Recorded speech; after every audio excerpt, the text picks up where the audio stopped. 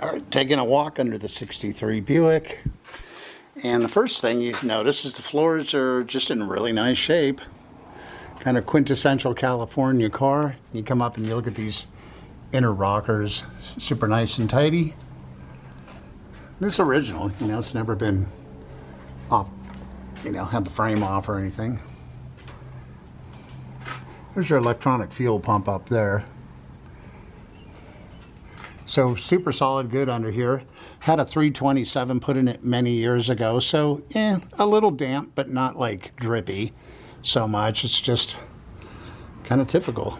Certainly runs great. And up here we got drum brakes. Looks like we have a newer brake hose. Everything's just kind of in order. Got nice thrust exhaust system, so it's got a little bit of a growly sound. Looks like the springs might have been replaced at some point. I have no idea what the rear end is, but there it is.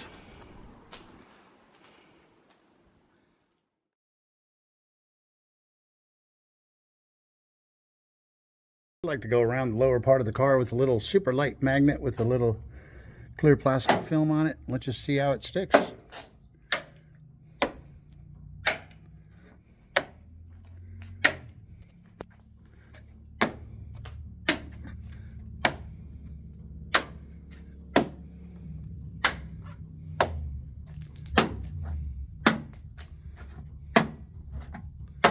So far, so good.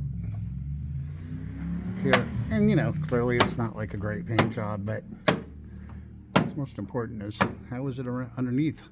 Okay, let's go to the other side. Okay, over to the driver's side. This car looks like it was originally red and then just resprayed in red again. You see some orange peel and so on. I think you can tell from the pictures. Kind of a budget job, but it's got good coverage. And the magnet is definitely grabbing it really nicely everywhere. Let's get back to this quarter.